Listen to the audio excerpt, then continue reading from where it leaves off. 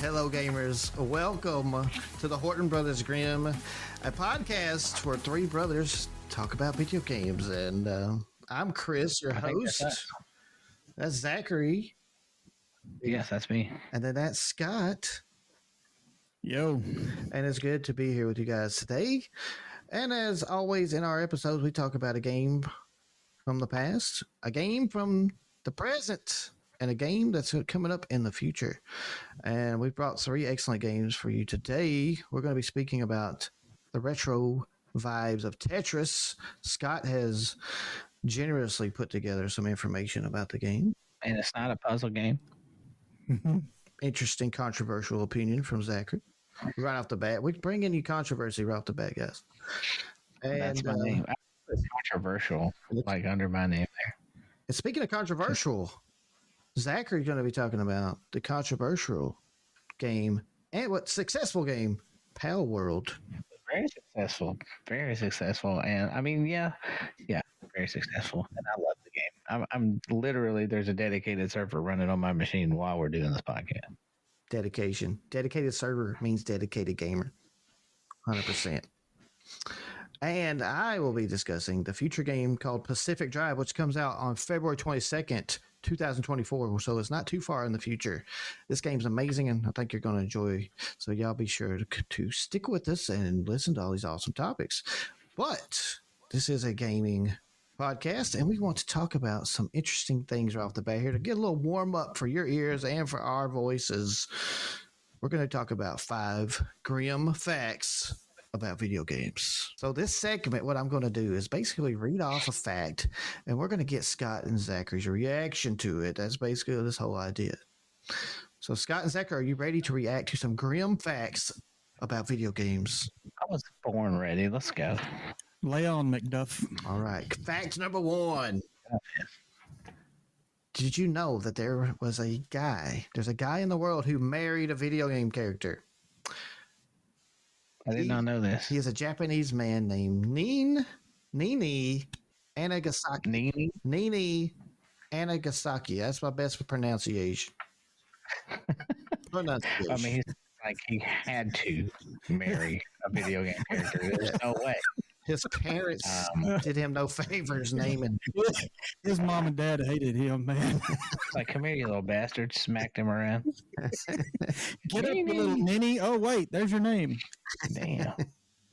And so you would be interested to know he married a character from the game, a Nintendo DS game called Love Plus. What the hell was that game I about? have no clue. I didn't look it up. Dude, they have animes about Love Plus and stuff. What? What's wrong with these people? Yeah, Love Plus. Yeah, I don't know, man. It's kind of weird. It's a dating simulator developed and published by Konami. What? That's gone are the days of the Konami code. You got Metal Gear Solid, and then you have Love Plus. If there isn't a successful game that's ever been made in this world, that is the one that was successful. They found love for somebody out there. Okay? No They doubt. did it. No doubt. Well, I mean, he had 0 choices. I mean, with a name like Ninny, I mean, Nini. yikes. They You found sure him. it's Nini? Nini Anagasaki, as I like. It's just not like Neen. It's spelled N-E-N-E. It's either Nini or a Nene, and either way, that dude's screwed, man. Yeah, Nene's even worse. It's like, dang, Nene is a girl you do not want to take on a date. You know, she's going to be high maintenance right away. She's the girl that doesn't want to go to Cheesecake Factory. Okay, she's like, that's too low end for her. So, Well, I mean, on the upside, the guy saves a lot of money in jewelry and shoes and food. It's I mean, Nene. He doesn't have to feed it, you know. All he needs to do was whip a Nene. He had to whip a Nene the Love Plus. yes, he did. Damn. He had no problem with that because he broadcasted this marriage over the internet. Okay. Mm. And, I'm guessing his character's gone now. Like, she's disappeared. You know what? I don't know. It's odd. That is odd. Let's look it up. Let's see where he's at. Where's Nene with his wife? Check it out. See. I'm going to. Where is copy paste with digital? Oh my God. We must know. This.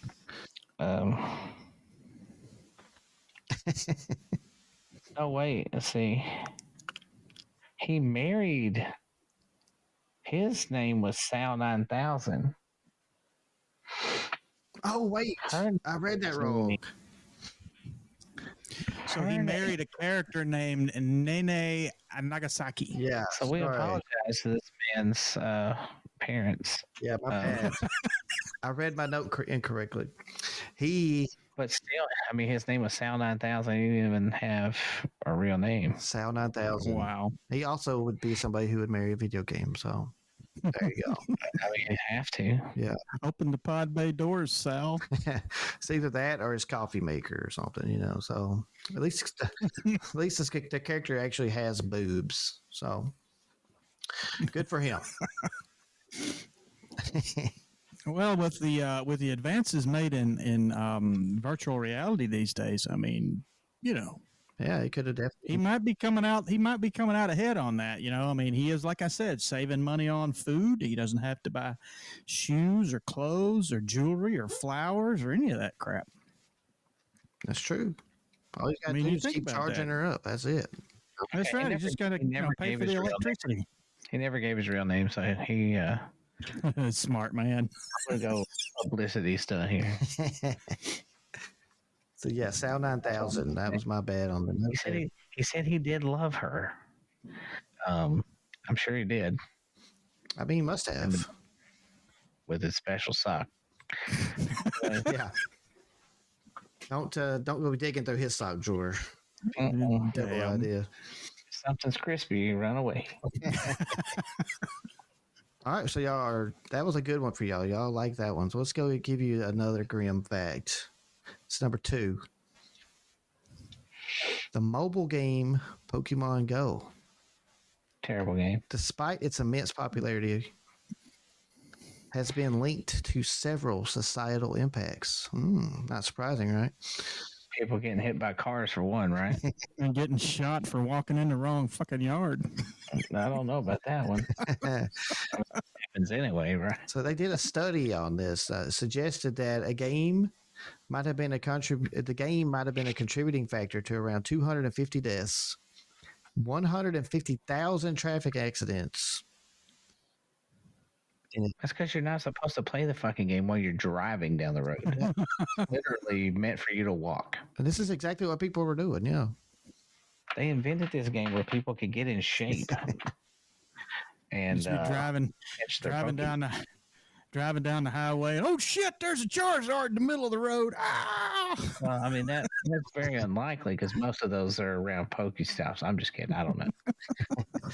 I don't know. I tried to play that game. I mean, I did play that game. I think Trevor knows more than he said. I had some Pokemon on that game, but I will tell you,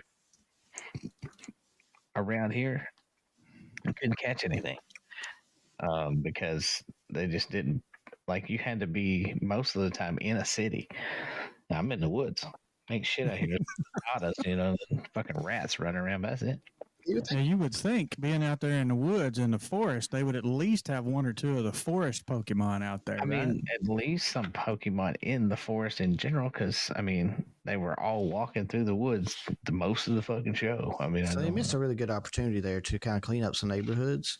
They should have definitely located some crack houses and stuff and put that like poke stuff. And there would have been like lots of good people flooding to those areas, and it would just improve the neighborhood right there. I don't think those crackheads, man.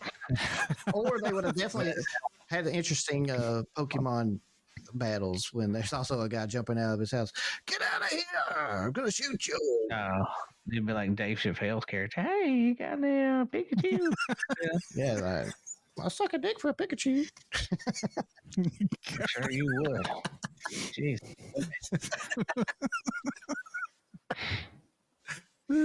Damn. Oh my God. All right, so that's fact number 2. Let's give y'all a Grimm fact. Another one. Here you go. You ready for this?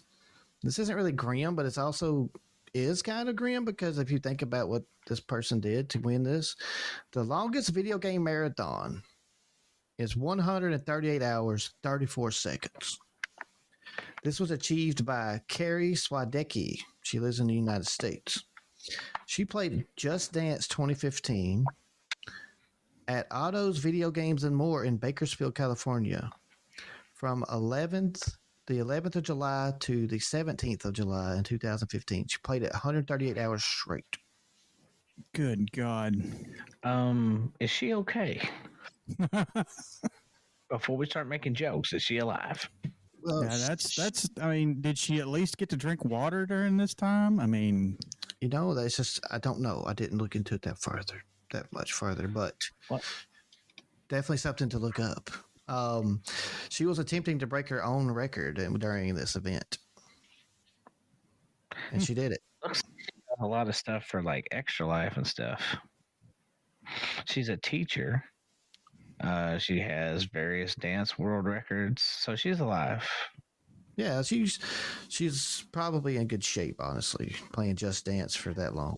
I mean, I would say so. She's definitely not overweight. That's for sure. dude, she's on Instagram. Yeah, You kind of follow her to see her shit though, which is ridiculous. you think it would be a public figure. You should be a public figure. I'm not going to go around following random women. So No, it's bad. Yeah, that's not a good idea. I'm not living where you live, brother. Okay. You remember, he does live in the woods. So he might disappear. Yeah. So that was an interesting one, at least. That is grim, though. Think about playing Just Dance for 138 hours in a row. I can't imagine playing it for 5 minutes, man. Exactly. Crazy. One song, and I'm like, all right, fuck this, I'm done. Yeah, that's insanity. So props to her, but wow, that's scary. Okay, grim fact number 4. This one's about Super Mario Land. Ooh. That game was grim anyway because it was on the fucking Game Boy. So, an unsettling fact about one of the most beloved video game franchises, Super Mario Land, is that the in-game blocks Mario breaks were once the citizens of the Mushroom Kingdom, transformed by the Koopas. I always thought the Goombas, the little mushroom dudes, were also the Mushroom Kingdom people, and he was stepping on them. He didn't give a shit. No, Mario's destroyed. He's like, oh, the people are the block.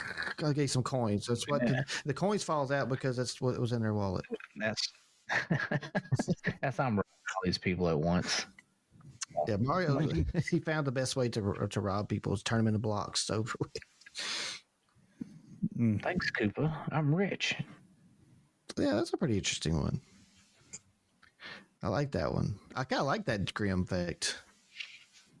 And here we go. The last one is about one of our favorite games, Grand Theft Auto. That's what I'm talking about.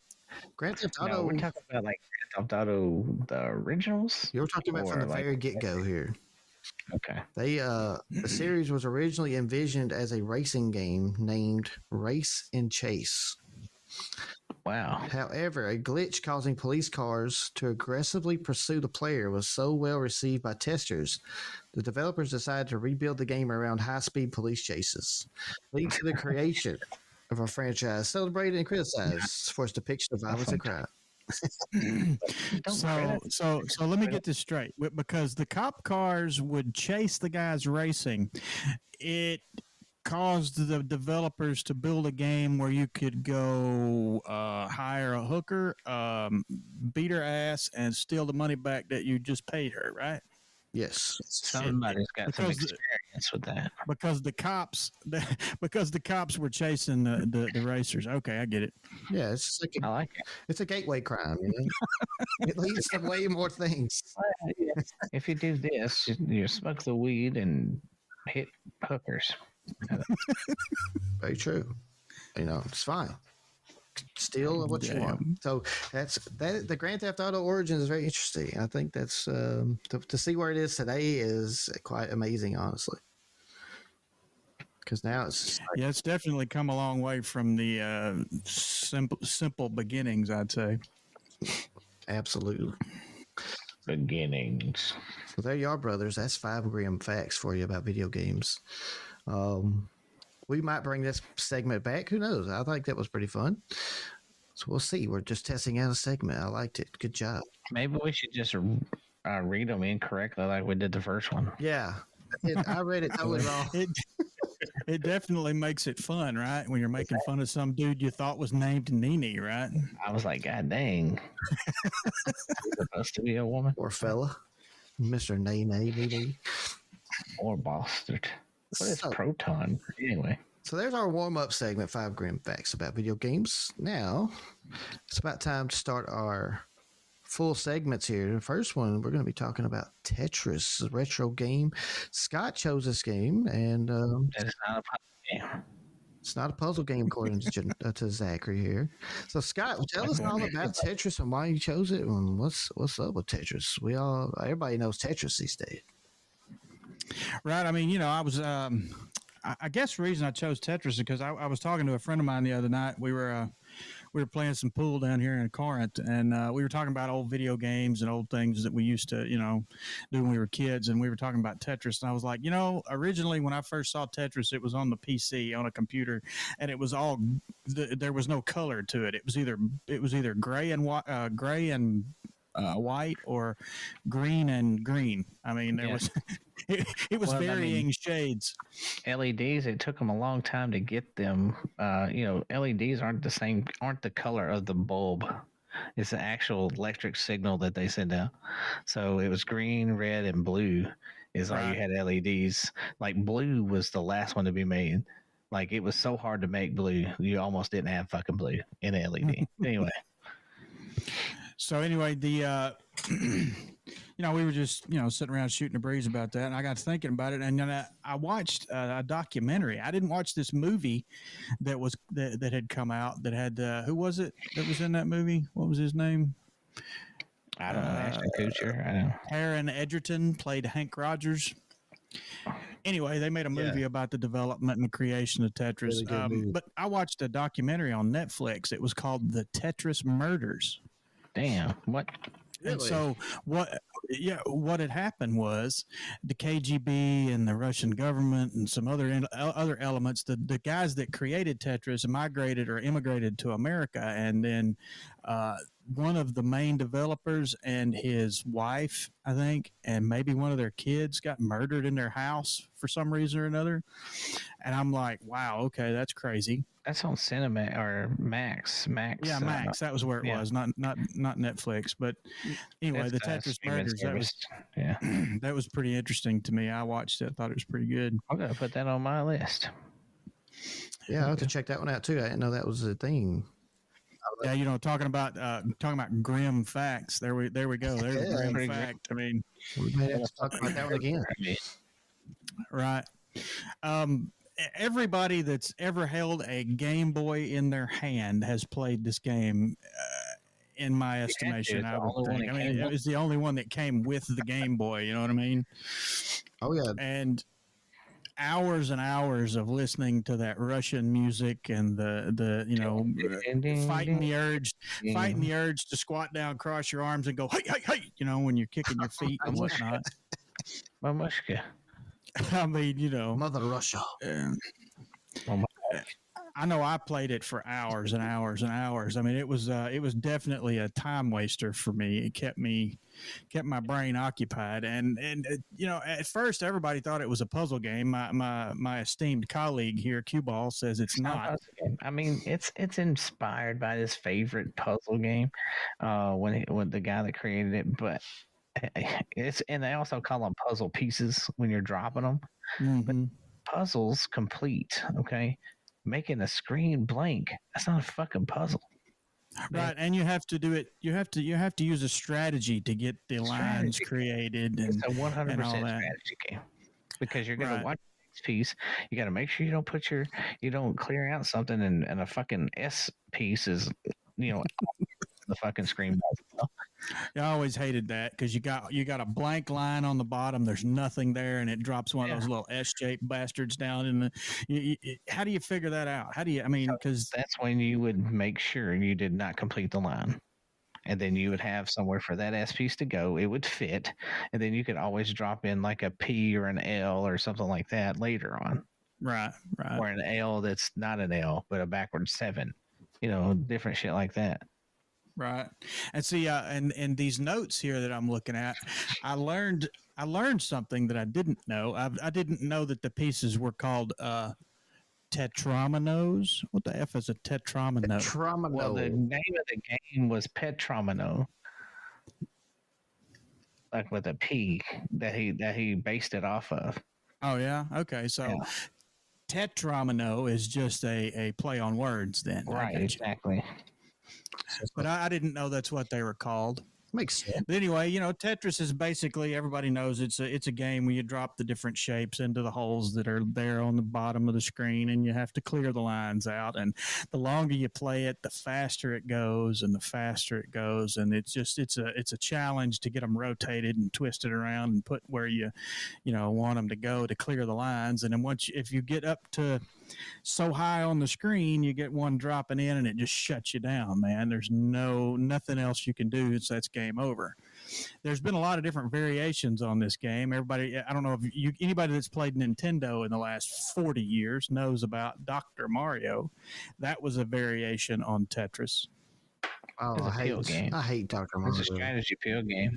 It was a strategy pill game, yes, but it was inspired by Tetris, we'll say. Disorderly pill game.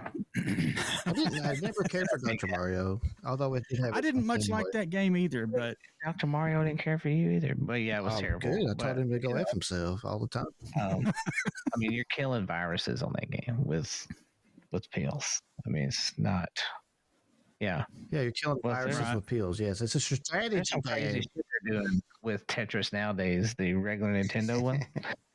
They're like, these people are playing this game and they're calling it rolling. Anyway, they're tapping the bottom of the controller into their finger while they're using the other fingers to change the shape and all that shit and to drop it into the holes quicker.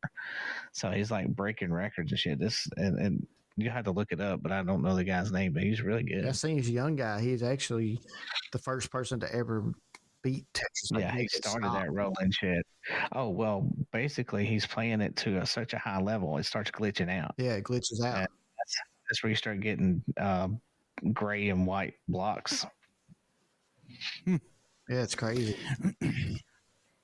Sort of like watching one of those prodigies with the Rubik's cubes, right? That just do one in each hand and just flip that shit around so fast you can't see what they're doing. They can do it blindfolded. Yeah. They don't even need to look at it. Like, Rubik's just don't work. They counting and all this. Yeah, fuck that. Time for that. I'm not good at mixing and matching. It's like I need at least 10 minutes to take the stickers off and put them back on. Okay. Or pull the blocks apart and put them back together. Apart, and then you put them back together. Yeah. Mess up somebody. When you pull the stickers off, it there's no guarantee it's going to go back on right and stay there. So I mean, you just pull the blocks apart. Pulling them off, it'll rip the sticker too. Right. It just makes a mess. It's if ugly. you just pull them all apart, it's fine. Mm-hmm. Yeah. A little easier. The hardest part is getting that one last brick right back into the spot where it's supposed to go, because you have to push real hard. If it don't pop in there, the whole fucking thing just falls apart when you try to mess with it. I don't know. This is true. Makes you miss your Thundercats figures, Right. I had the Yeti and he had no hand, but he would still do his arm like this. Mm-hmm. I remember that toy. I'm just saying, this didn't have a hand. Right? Right. Didn't we get that at a yard sale or something? No, we had it at Grandma's house.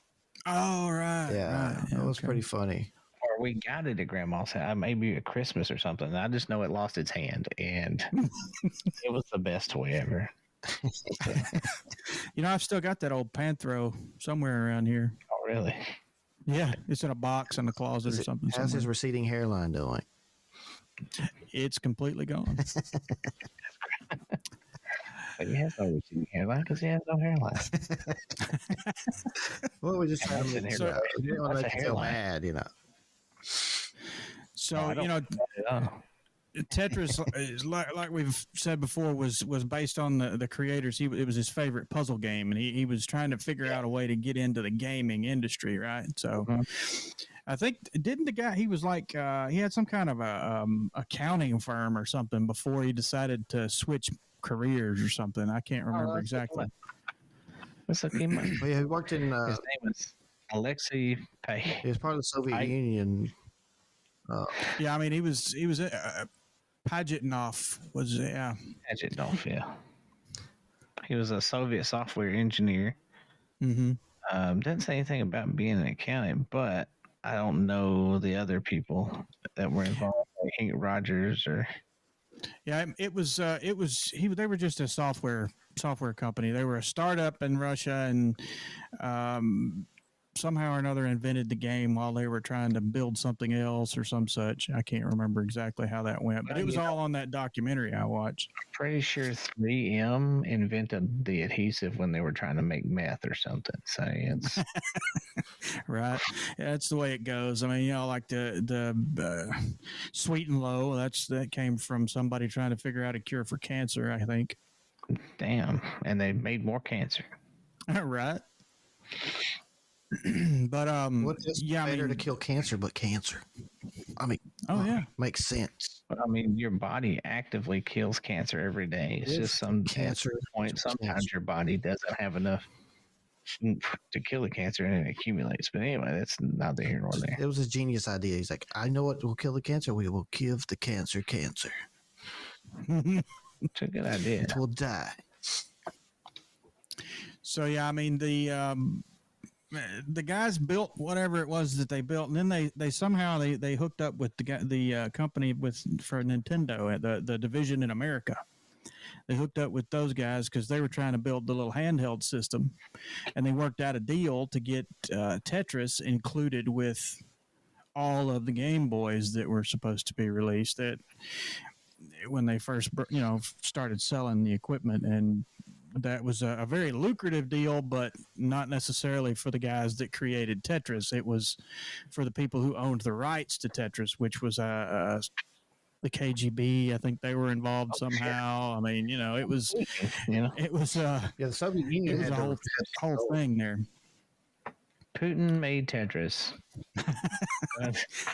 And then, the creators actually immigrated. Like I said before, they immigrated to the U.S. They were living in California somewhere, I think, when all this, the whole murder thing happened. Because there were several people that actually ended up getting killed because of, or that were involved with Tetris. Not necessarily because of Tetris, but people who were involved in the creation of the game.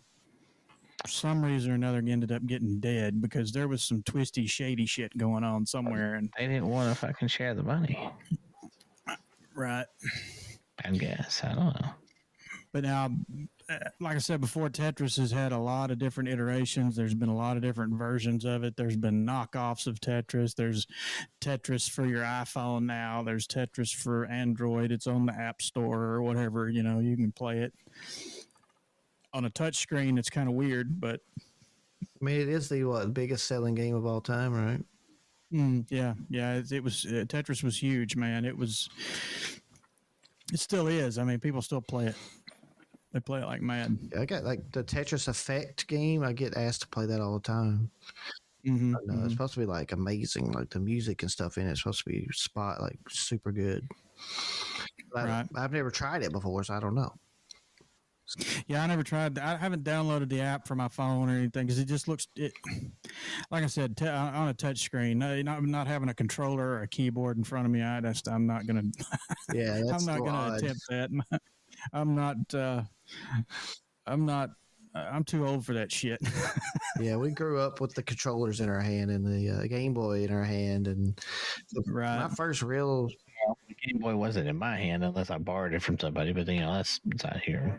Yeah. Well, It's not my fault. I gatekeep the Game Boy. It's not my fault. Don't give a kid something that's so cool that it's like, murder somebody if they play it. And he's not playing it. Anyway, so yeah, that's pretty much all I got on this whole Tetris thing. I mean, it's there's not really a lot to talk about as far as the game itself. It's a good picture. What I could see of it. Good blurry picture. Mega shape. It was mega popular. Still is in some circles. Lots of people play this game. 520 million. It was still massive. It was a buttload. It's available on over 65 platforms. I mean, they've pretty much made their money off of it. Very, very competitive still. Very competitive. Yeah, it's fun as it's got, like I was talking about the music and Tetris effect. It actually has, when you think about Tetris, you wouldn't think, initially, especially for us, when we played it, it was just like the same music over and over and over and over and over. It was like nothing. It just sped up. Yeah, it just got faster. Yeah, yeah. But now, it's like as it's gotten older and more nuanced, and there's different versions. Now they've actually got more music and more soundtracks to play with. So Sky, I mean, I think that means probably should do a soundtrack spotlight. That's just what I would think. What do you think, Zach? Are you bringing that back? I think we should. I think we should bring it back. Scott is a music connoisseur, if you didn't know, everybody. He is the king of yakety sax. Y'all know this? The king of yakety sax. Nah, man, I was just a pretender. Boots Randolph's the king of that one. No. In the Horton Grimm universe, Scott is the yakety sax king. But anyway, I still got a VHS tape of that around here somewhere. Heck yeah, you should be playing it. Wanda was the strongest Avenger. But anyway. So basically, I said all that because I'm trying to tell Scott to do a soundtrack spotlight. So if it happens, it's coming up right after this. Welcome, game music lovers. It's Chris. Couldn't talk Scott into doing a soundtrack spotlight, but I just couldn't go an episode of Horton Brothers Grimm without one. So here I am to bring you another episode of Soundtrack Spotlight, where we dive into the tunes that have defined our favorite video games. Today, we're turning the blocks and dropping down memory lane with Tetris, a game that's as much about its addictive gameplay as it is about its iconic music. Let's get started with a track that's as classic as the game itself.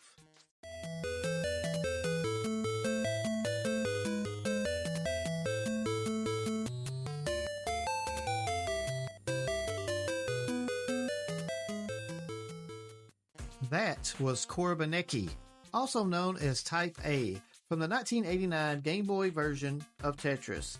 This catchy melody is actually based on a 19th century Russian folk song about a peddler courting a girl, using the art of bargaining as a metaphor for their budding romance.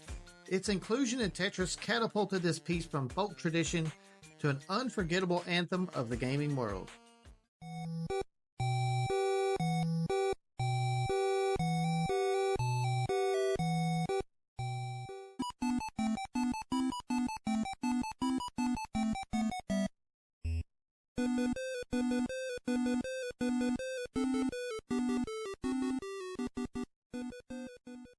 And that was Lejenska from the arcade version. Introduced in 1988, this track set the tempo for the following blocks, pushing players into a digital dance of strategy and speed. Unlike Korbaniki, this piece was crafted specifically for the game, adding an electronic beat to the challenge of aligning those relentless tetrominoes.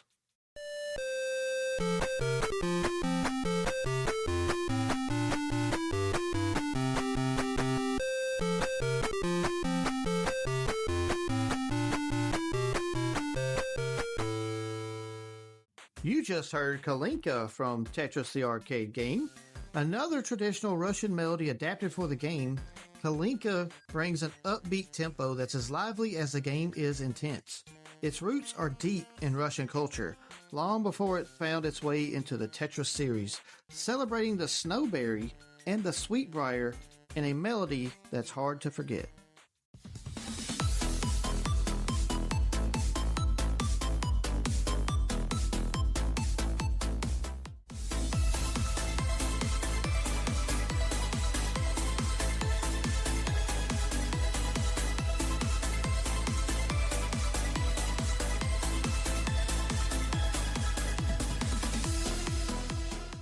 And finally, that was the main theme of Tetris 99, the competitive online spin on the classic, where 99 players battle it out until one reigns supreme. This modern remix pays homage to the Tetris legacy while infusing it with a dynamic edge fit for today's fast-paced competition. It's a perfect example of how Tetris music has evolved, keeping the spirit of the original game alive in the hearts of a new generation of players.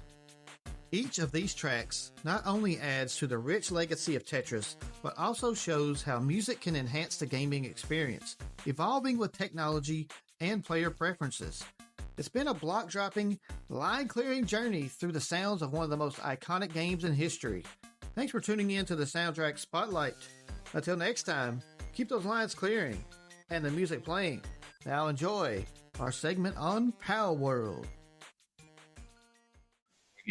We're getting a soundtrack spot. If it doesn't happen, then we're going to go straight into the next topic, which is the present day game of Palworld, the controversial, amazing game, Palworld. I'm not sure what's so controversial, but Well, maybe there's been people that, people that Pokemon got mad. Yeah. You could talk about that. Go ahead, Zach. It's your turn. That's what I was trying to say. Go for it. Okay, well, I mean, this game pissed off some people at fucking Nintendo. Who cares? Nintendo ripped.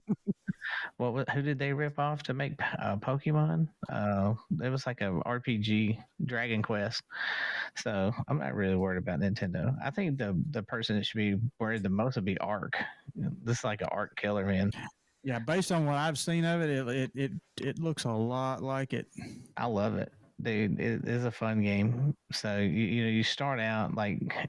Of course, Chris's first experience as the dummy, he spawns into a land that he's not supposed to be in. It didn't say no go. I click on it, and it says here I made it to where you could spawn anywhere. Now, if you were to play the game and you were playing your single-player world, it would spawn you in the island or the Isle of Beginnings. And you walk up, and there's an NPC, and you talk to them, and they give you some free shit. Well, the first thing I did to that person was chopped them in the face with something as soon as I could. And she didn't like that. She killed me. And then I was like, well, I won't do that shit again. So I didn't. But I walked up, got my free shit, and started hunting little animals. So now this game had a very low budget as far as what I can't really figure out what their budget was when they started, but it wasn't very much. And like the developers, they like the main guy had to teach all the other guys to use different software coding because they didn't know how to use the coding. But I will tell you, it doesn't come without its faults. There are a lot of bugs in the game. I mean, it's early access. It's not even a full release. And I don't know if they'll do a full release anytime soon. I mean, they've talked about adding stuff to it. Yeah, of course. You got people like me. I've put 144 hours into the game. And what release date? Does anybody know? Let's see. January. Maybe it's December 31st. Well, Zach had to reserve that one. Yeah. So it was January the 19th. Okay. Listen, December 31st. Nobody said anything, okay? Oh man, that one still cracks me up after all this time. I'm still pissed off about that. Fucking Doom Eternal, okay? Yeah. December 31st is always the best day to reserve a game. I mean, we went an entire year. Like you could get the game out in a year. Like what the fuck you doing? The funny thing about that is that game is included in the PlayStation Plus now. What? Doom Eternal. Yeah. So I watch people speedrun that, but on was it Games Done Quick or whatever the fuck it is? Yeah. Games Done Quick. Anyways, so Palworld multiplayer. It is very affordable. All right. And what is it? You can get it for $30. But you tell me what game is more fun than getting small animals and giving them fucking machine guns for $30. It's like, oh, there's a penguin. Let's give him a rocket launcher. Actually, he is the ammo for the rocket launcher that you build. So when you shoot him, he gets incapacitated. So you get one. Oh my god! So you shoot him into whatever you're shooting, and then you have to go back in the PAL box and revive him. So it's kind of a shitty weapon, but it's funny as hell. We're gonna throw Chili Willy at that dragon over there. It'll be all right. Dude, I mean that would probably be a waste of time because those dragons are not very fun. There's one there's one, so there's like some legendaries that you can catch. You know, of course, I'm level 50. You know, I've done everything in the game. I've got all 10 achievements, whatever. 10? Now I'm working. Yeah. It's a What? robust achievement system. Well, that's right now. They've only got 10. I mean, what the fuck am I supposed to do? Make my own achievement? Think about that bragging. Hey, I got all 10 achievements. Well, let's see level here. player. Let's see here. Let's go to my achievements here. Where's the game? Fuck. Okay, let's see. How many achievements you say it was? It has 10. Holy shit, dude. How did you finish the rest of the 4,500 hours you played? The new completionist. Only 5.7% of players have gotten to where I've gotten. And how many fucking players in the game, bitches? All right, shut your mouth. I'm just saying, 10 whole achievements, man. Well, I'm going to tell you this. The game's very positive as far as reviews. Thank you. I like the game, honestly. I'm just teasing, but I like the game a lot. Fantastic. I love making these things, like build my shit for me. It's great. Yeah, I like that the most. Like you have them basically living on your property, right?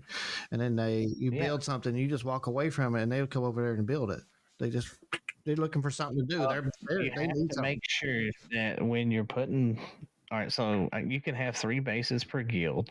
Now you can have as many guilds as you want if you're running a server or different things like that. If it's multiplayer, but let's say you're a single player game, you're just going to be you and that's it. But you can have 3 bases still. So what you want to do is set up one base to be like your main, second base to get resources of certain type, and then another base to do something else of a certain type. Like I've got a breeding base, so like I've just got the. You have all the lotions and oils. Yeah, you give them cake actually. Here's some cake. Here's some cake. Make me some eggs. Do you have ice cream, cake, and cake? Have you established safe words? Don't kill each other. That's about the only safe words you need. All they do is basic. I mean, they don't do anything. Just walk around in a circle, and then egg pops out. One thing that's super awesome about the game that I think everybody should enjoy is, let's say you're catching these legendaries that I was talking about earlier. All right, so they drop like legendary schematics. So schematics we're used to from Arc. So if you pick something up, instead of having to unlock what they would call an Ingram in Arc, you just go to your bench or your workbench or whatever. As long as you had the right level workbench, you could make whatever dropped. So to get extra chances of getting those legendary schematics, you can butcher the POW. Oh no! So it pixelates it while you're chopping them up. You're like, what? So it's pretty crazy. Now, sometimes you can capture the humans that are in the game, the NPCs, and you can butcher them as well. So that's for only the crazy people. I did think it was fun that you could actually capture the human characters in the PAL spheres and like use them as one of your creatures or whatever. Well, all you can do with them is put them on the base. Yeah. And so far, I have was it a black marketeer? He sells PALs, and you can sell PALs to him. Then there's a couple of merchants you can get. So like the green merchant, if you can actually get him into the ball to actually catch him or whatever, you can buy ammo from that son of a bitch. So you don't have to make your own ammo. You just make sure you get enough coins. So there's different PALs that you can put in the ranch that make coins, right? They're cats. They're called mals. There's a mal. There's a regular mal, which it is nocturnal, so it just stays up all night, never goes to sleep. All right, so it's just fucking making coins. It's digging up coins at the ranch the whole time. And then there's another one called a mal Christ, which is a ice version, but they do go to sleep. So you gotta, if you got a bed made and they all go to sleep, you just jump into bed, they all back up again. And it's open world. Can't beat that. Now, I will say that I'm kind of pissed off that they put the tree in the game. There's like this big ass tree in the background on like if you look a certain direction, you cannot go to the tree. I went all the way out there on a pal that could swim, because this is before I got like the best flyer in the game, Jetragon. So we swam all the way out there, and once you get so far, there's a red wall, and you can't go any further. But that's supposed to be in the updates that's coming. In the future. But like I said, it hasn't been out that long. What is it? Maybe a month? Well, 4 days it'll be a month. Is how long it's been out. So it's not that long. But everybody, I mean, the player base has kind of dropped off. But you know how some people are; they'll finish everything so quickly because they want to be first or whatever.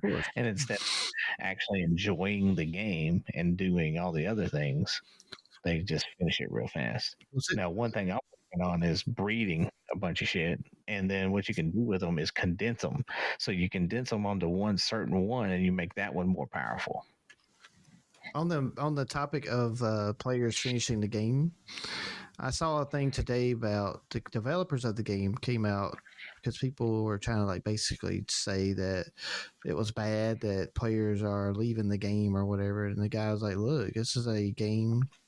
We're in early access still, and some of these people have already finished the game, and we want to say thank you to those players, and we encourage those players to go out and explore different games, check out new indie developers, yes, of course, yes, like go out and explore more games, but come back, but we'll let you know we're still working on things. We're going to add more things to it, so please sure you're welcome back anytime."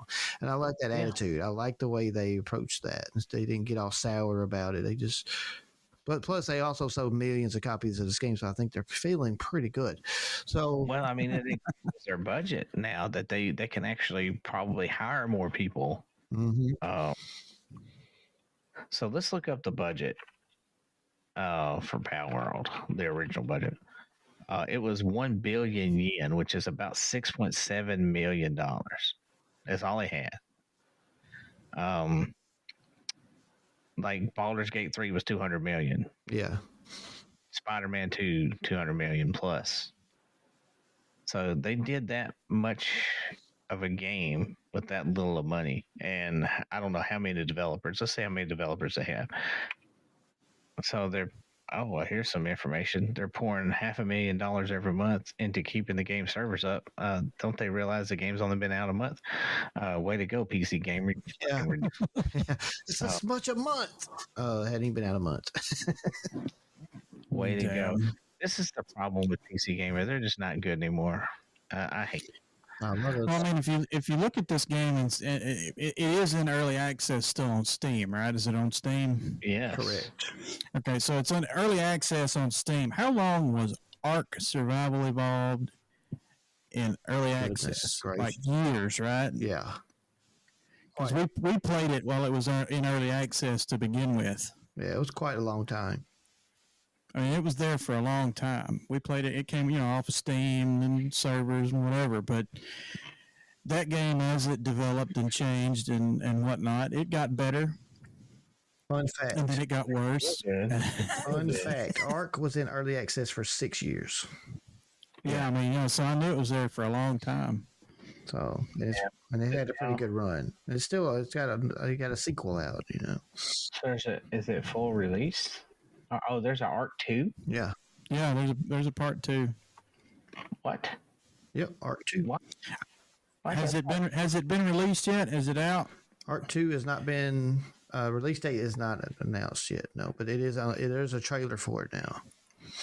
Oh shit! Yeah, the trailer, the character, one of the characters on the trailer is modeled after Vin Diesel. Oh really? Why? Because that's what the character looks like. It looks just like Vin Diesel. Yeah. Did he give consent for that? I'm sure he's part of it because he's a gamer and stuff. He couldn't wait to give consent to that.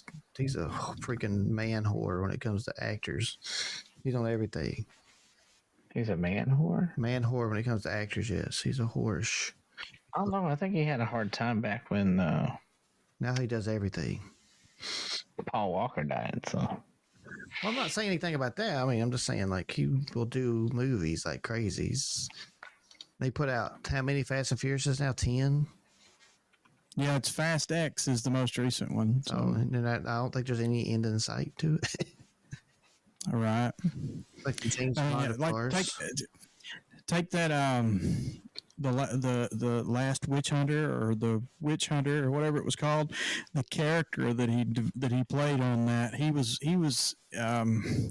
instrumental in getting that movie made, and the character that he played was based on his Dungeons and Dragons character that he plays with his friends. You know, when they get together and play D&D, that was his D&D character that he played on the movie.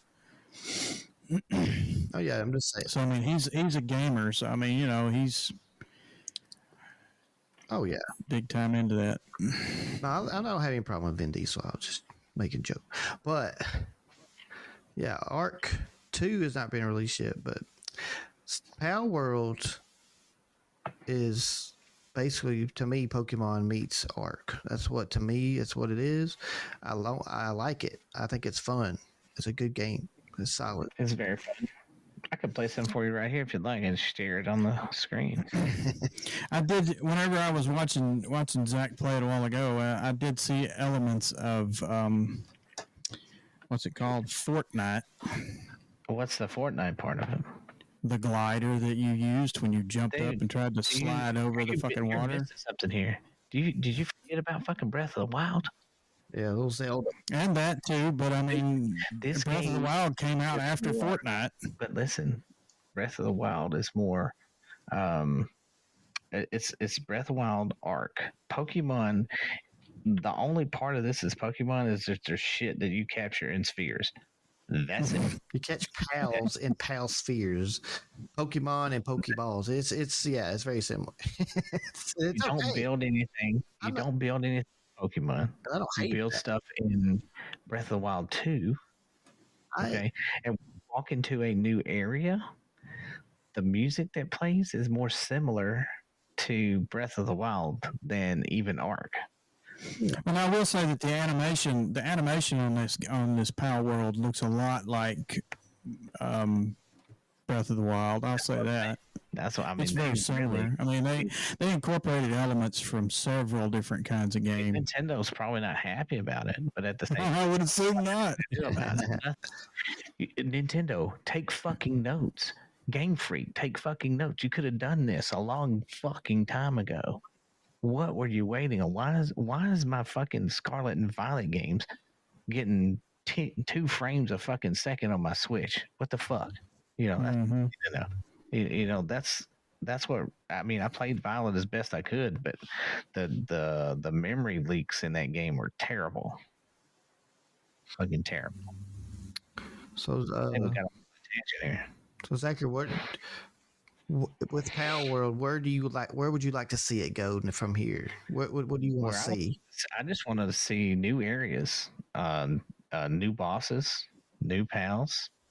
That'd be good. Wait, I need them to get a legendary schematic for the single firing rifle. What the fuck was that? Why'd you skip it? I mean, you got one for the bow, which is garbage. You got one for the crossbow, which is awesome. You skip the single shot rifle, which is one of the main rifles you use for a really long time in that game. Well, as you're leveling up until you can start making assault rifles. Now, of course, you can get schematics out of chests and stuff.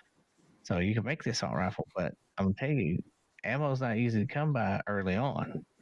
So you got to do some playing to get your money, your coin up. You got to get your, now if you get invaded by the right shit, like the, what is it? Syndicate. They'll, like, you kill them, they'll drop bullets. I get most of my rocket launcher ammo from Syndicate. So is this game, is it really grind intensive? Is it something that you have to really grind at? No, because all right, so most of your XP or your experience comes from catching pals. So each time there's 137 different varieties of pals. All right, you catch each one, and if you catch each one 10 times, you get bonuses. So you're essentially catching a lot of pals, right? But you have to go hunt these down. You can't just. But there's also dungeons. So you walk into dungeons. There's pals in dungeons.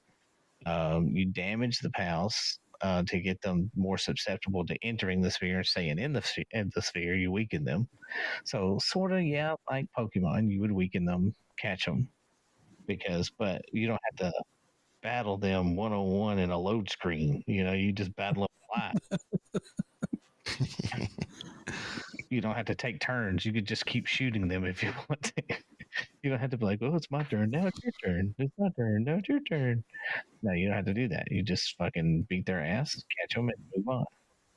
So, not being turn-based combat, that's a plus in my book. 100%. Because turn-based in Pokemon is terrible. It still is. Always will be. I understand why they keep it in the game is because they want to keep it competitive between PvP. But as far as playing a single-player game, there's no reason to fucking have that. So, I'm just saying. Right. It's just traditional gameplay for it now at this point, I think. It's just. I know, and it's just monotonous and tedious. Did they do the same thing with what's that Pokemon game, Arceus? Did they do the same thing with it? Yes, yeah. I mean, you still had Arceus actually responded better to the Switch than Violet did, and Violet was like a main, we're releasing fucking cards for this. I mean, yeah, you can still get some of the stuff from Arceus and some of the sets.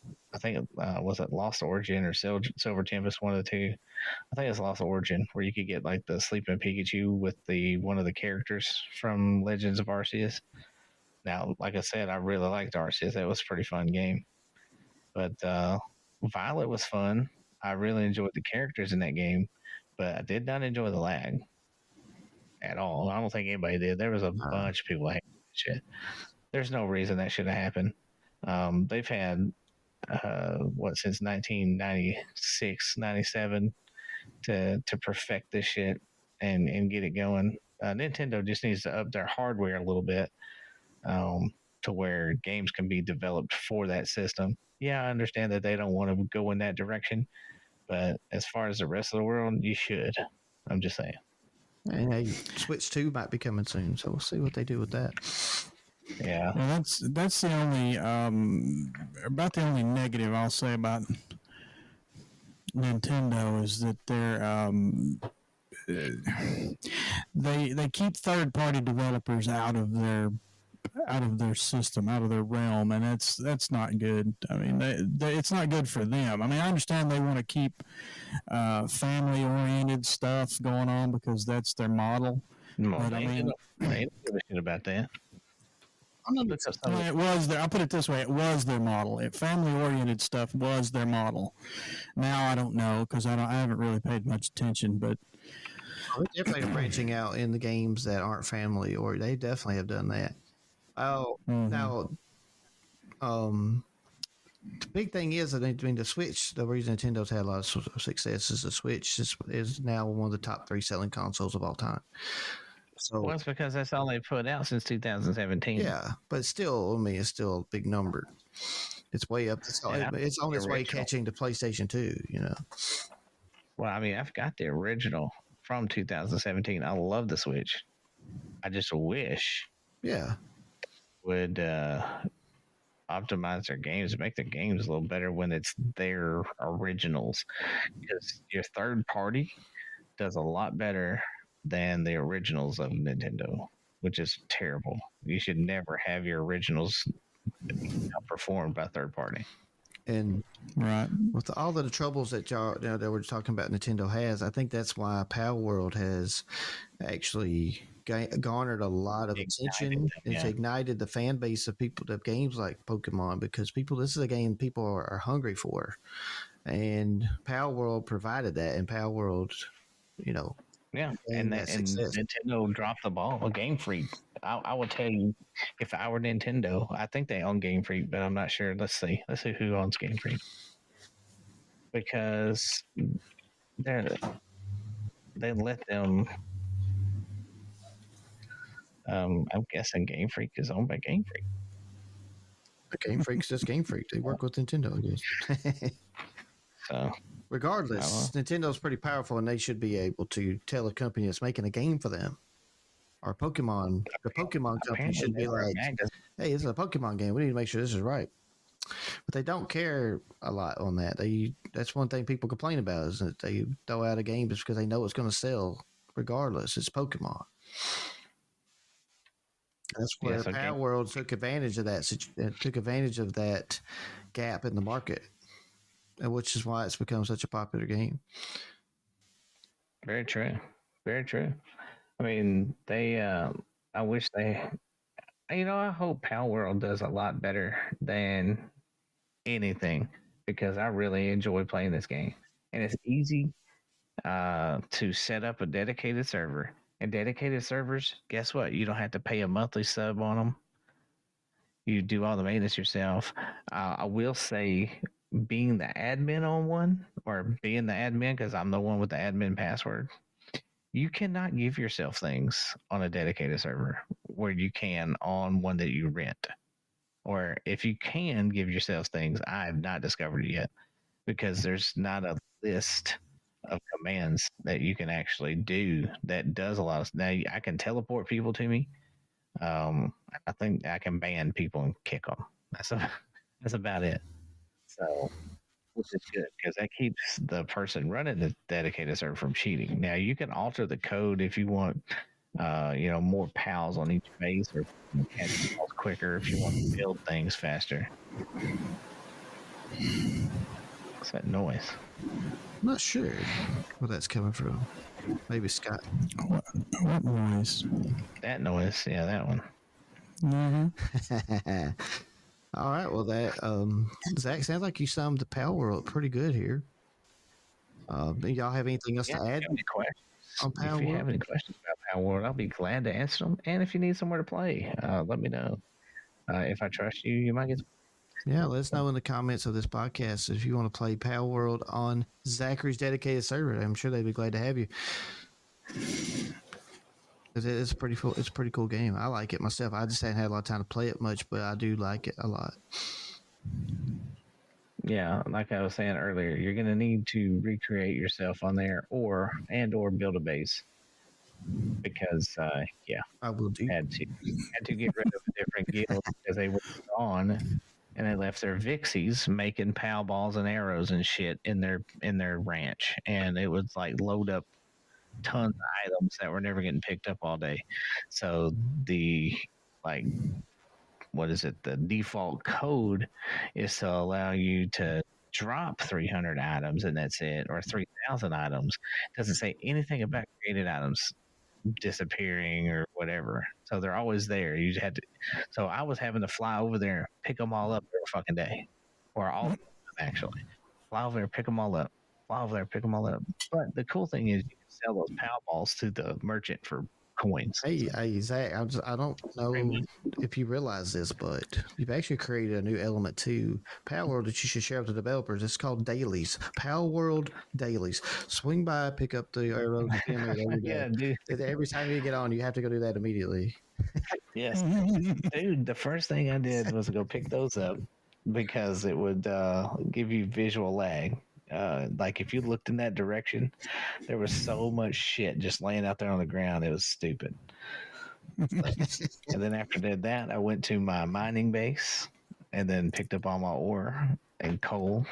That way I could make more. Mm-hmm. All right. Well, that was a fun topic. Palworld is huge right now. So if y'all haven't played it, check it out on Steam, or I think it's on Game Pass as well, if you got that.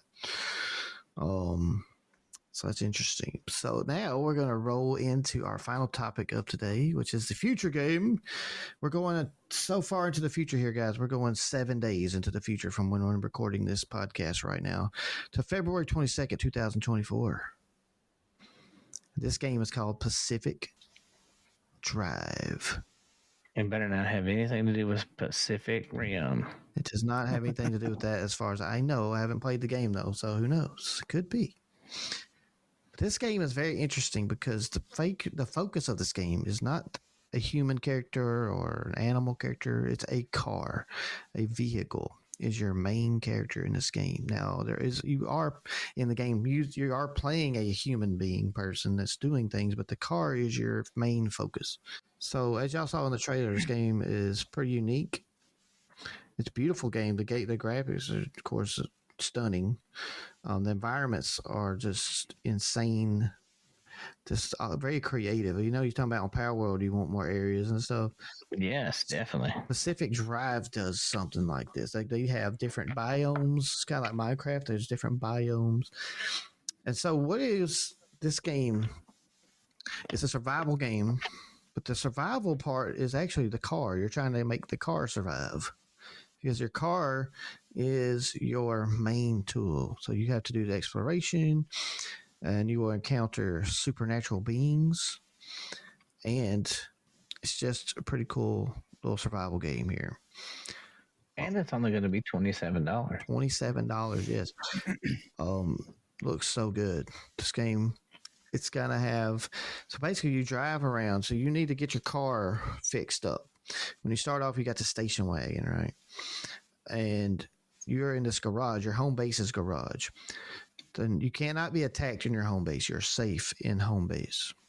So when you're in home base, your goal is to soup up your car, and you have all kinds of different tools and things to make that happen. This is like you have to go out in your car, say for instance, and gather resources, and then when you get all the resources, you escape the zone. Because when you get to a zone, like I was saying, these supernatural creatures and stuff are going to start attacking you. The environments are going to start attacking you. Just the environment itself. And so once you discover, like say, you're looking for cores a lot of times, energy cores. And once you find the energy core, once you're in that biome for so long, next thing you know, a storm starts coming. It's kind of like Fortnite, you know. Once a certain amount of time, here comes the storm, right? And so, but to get back, you have to set up a basically like a portal type thing, and you can't go back the route you came. You have to go set the portal thing up, and then when it pinpoints it on the map, you have to drive to it. The storm's chasing you down, monsters are attacking you, environments are attacking you, and you're trying to get back to the garage. To get back to the garage, you got to get to this portal, and it zaps you back to the garage. Basically, it's wild. That's pretty cool. I watched the developers play through this game. It was like a 10 or 12 minute trailer that they did. It's like an overview of the game, and they did a good job detailing all of this. So basically, it's roguelite by saying, so if you die, you can die, right? Your car can die, you can get killed, but every time you come back alive in the garage with your car. And you do lose some of the stuff you gathered, but you actually get to keep some of it as well, from what I understood. And so, the more things. One of my favorite games that does this is Dead Cells. So yeah, that Dead Cells is freaking awesome. That's a great Metroidvania roguelite for sure. It's a beautiful game.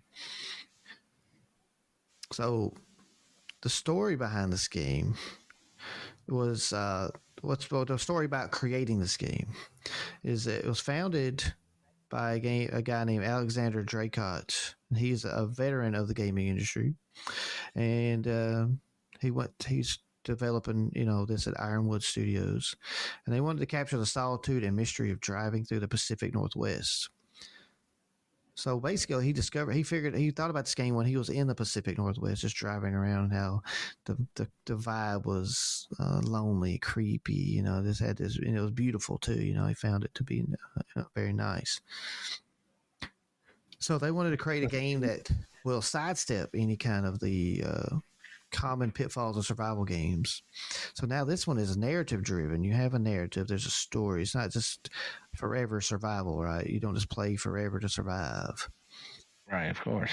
So this is a game that actually has a beginning, middle, and end, and have goals, and you have different things going on for it. But it's also got these roguelite elements, so that the story is built around, if you die, it's like you don't die, So it's mixed into the story, and as far as I can tell, they want you to learn about the story as you go, so you don't know why you probably come back to life when these things happen.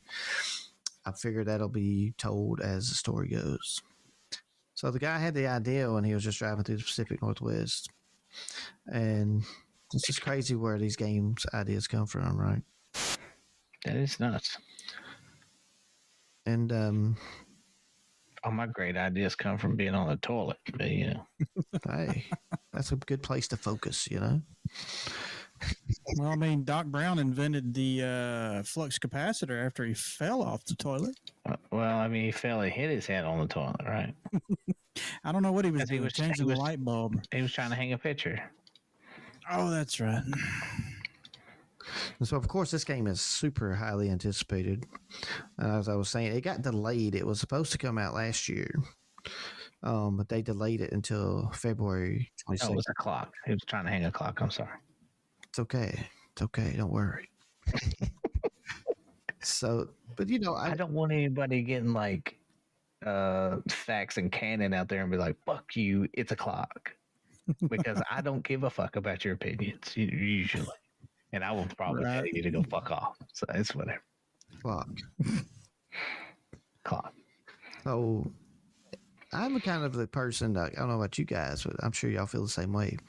Like, look at Nintendo. I think this company seems to be taking the same strategies as Nintendo. Like, they'll delay a game. They will delay a Zelda. They don't give a fuck. They're going to delay it because they're not going to put some garbage out, you know, except for when it comes to Pokemon. But they're like, don't delay that game. We need all the money we can get to fund all the other projects. We'll fix it later.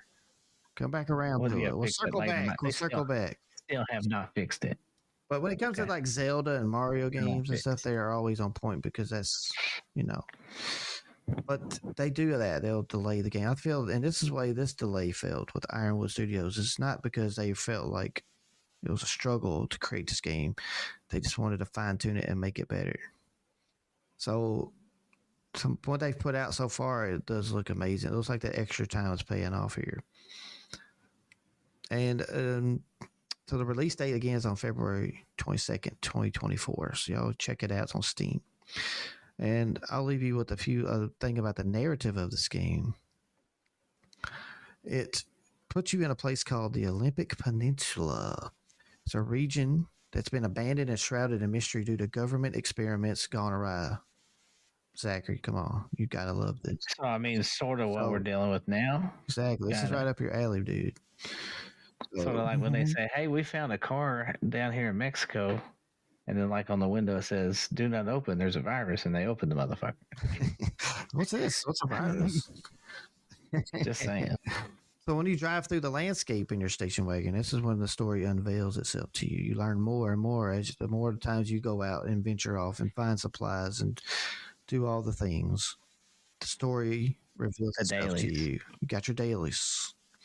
What's cool is like when you're upgrading your vehicle, you use the resources you find, and you find other cars. You can take this. I saw in one of the trailers, it was like this little machine. It's a vacuum, and all it does, it's like strong enough to suck up metal parts and stuff. He's just going around this car that's all beat up, and then he had been cutting on it and stuff. And then before he left, he took his vacuum and just sucked up all the like metal pieces and stuff. It was really cool. It's kind of like the suck cut on Wayne's World. What it sucks. It does suck. It's sucking my will to live. That's right. Yeah, Garth. It looks like they took that and said, you know what? I know what that could do. That could pick up metal parts for cars. And you can also stop, like if you see a car that's a junk car, you can get out and cut stuff off of the car and put it to take it back with you to fix your car. It's pretty nice. neat. It's pretty cool. And the maps are pretty open. Like they will give you a map on your GPS so you can search out things. However, there are things that aren't listed on the map from what the developer was talking about. So it's worthwhile to go exploring, not just based off your map, but actually just kind of walk around and keep an eye on your surroundings too. You might notice something that's not on the map. So there's going to be a lot of surprises and stuff in this game, it looks like. Surprise. Yeah, just from that trailer we watched, the game looks like it'd be pretty cool. Yeah, I figure this is a game that will draw a lot of people into the narrative. Now, I'm excited about the narrative part of this game. That's really what's got me excited for it. I will be purchasing this game 100%. There's no doubt about it. And, I think the gameplay and the story elements combined with the roguelite, I just think this is going to be one of those games that is unique. It's taking some genres and basically putting a new spins on them and creating a brand new type of game here. I believe this game will end up being considered one of the Game of the Year awards nominees at the end of the year. I think this one's going to get a lot of hype once people start getting the full version out there. I found a longer version. Yeah, not for nothing, but we all thought that the what was the name of that game with the suits of armor and the planet? The planet? Basically, Iron Man. Your Iron Man flying around, blowing shit up. What was the name of that game? Anthem. Yeah. Oh, we actually we thought that game was going to be pretty badass too, but I mean, it was a great game, except they did not have a good launch. Let's put it that way, because there was not enough in-game content. Actually, there was not enough content in between you getting from the beginning level to the end level, and then there's nothing after that except for you just go out and do this bunch of shit, and then they did nothing else with it, and then they tried to redo it and still failed. So it's I actually downloaded it. Yeah, I know. I actually downloaded it and played it on my PlayStation. It was lackluster. Actually, not as bad as it was on PC. When it first came out, we bought it, we played it. Oh yeah, and it was we were for lack of a better way to put it, we were disappointed because like you said, I mean there was a lot of lag, there was a lot of you getting DC'd all the freaking time. Oh god, that was terrible. I mean there was just a lot of glitches, a lot of things that could have been worked out. The load screens alone, like when you were trying to load into somebody else's game, like when they invite you or whatever. Yeah, that was fucky as hell. Really, really fucky. Yeah, which one of you two talked about Anthem? That was me. I that was my future game. Shame. I was shame. I was disappointed. Hold on, do we have any? Do we have that podcast available? We can just listen to that to see just his portion and what the fuck he was saying. Well, it was quite a long segment. We will have to dive into that. No, later. I can go in and get it. I can fast forward it. Well, I was thinking we could probably do a special thing where we do a commentary on it in a separate. Go back. The follies of the past. Yes, we could go back and see what games we actually thought were going to be good, how they turned out, and which ones didn't turn out so good. That'd be a fun thing for us to do. I like the idea of going back and finding some highlights from other previous episodes. I think that would be cool. We're going to do that. It's going to be fun. We're going to do a special episode where we just do some stuff like that. It'll be excellent. I like it. So, guys, I think we have come to a concluded podcast. We have done it. We're at the end of one. Not too shabby for somebody for three guys that ain't done this in what, a year? It's been 2 years. Been 2 years. 2 years. 2, 3. It's been 2 or 3 years. It's been a while. It's been a hot minute. It's been a bit since we've recorded, and I'm super glad we're back doing this. You know who's to blame, right? Probably me. I think it's the host with the most. Yeah, Krampus. I think it was my fault. I think I'm the one that was like. But you had a lot going on. Yeah, probably a lot going down. No big deal. I mean, it's been. Thanks. How long have you and Hani been together? 3 years and almost 8 months. Yeah. So I mean, there's a lot of stuff going on with that. So absolutely. Now you got that settled. Yeah, she's in my home now. It's amazing. Yeah. She can even be a guest appearance on here now. So that absolutely will happen. She will make some appearances. Yeah. And guys, I wondered what happened to you guys. I've been sitting here waiting on you for like 3 years. I don't know what the crap. Has she played any video games that she has she gotten to play in any video games that that you might have thought she had never played or whatever like that? Has she played anything? She hadn't had a chance to play much since she's been here, but she is definitely excited to do. Why the hell have you not given her an opportunity? She's got the opportunity. She's just been busy. This is the first time for her to have a home to set up and a place where she can. So she's redecorating your drab. Gotcha. Well, she can, and she also can bake and cook. She has her full kitchen. She loves. She's just having a time of her life in that area. That's her favorite thing to do. You know that game on the DS, Cooking Mama. She definitely wants a game. She wants to play horror games. That's her thing. She wants horror. That's what I'm talking about. Loves horror. Hold on, it's Rachel something. That she should play. It's the Suicide of Rachel something. Suicide of Rachel Griffith? Foster. Suicide of Rachel Foster. Who's Griffith? Yep. I'm sorry if you're Rachel Griffith out there. My bad. But yeah, look that up and get her to play that because that was actually pretty fun.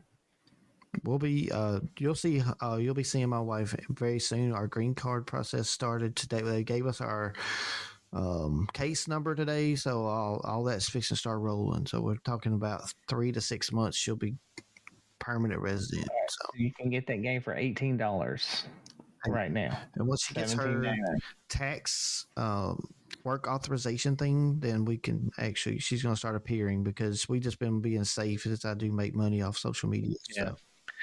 So here's what the government should do. If somebody wants to come to this country and legally and actually fucking work and pay taxes and make money, get that fucking happening. There's no fucking reason to wait on this shit. That's so stupid. And it costs $1,200 to even apply to do it. Yeah. So what the fuck? That's stupid. Especially when you're giving a citizen of the United States already, you should have access to this stuff. Yeah. But anyway, it's coming illegally. But anyway, we're going to be recording more episodes very soon, everybody. I hope y'all enjoyed this one. Probably a little rusty, but we'll work the kinks out as we go. So please be sure you follow us on your favorite podcast service, mostly on Apple, Spotify, and Google. Will be the ones you want to really keep an eye on if you're listening there. But wherever you're listening, make sure you subscribe to the feed and you'll get new episodes as they come out. We really appreciate y'all being here and listening to our video game thoughts and prayers. And thoughts and prayers. Thoughts and prayers. Thoughts and prayers.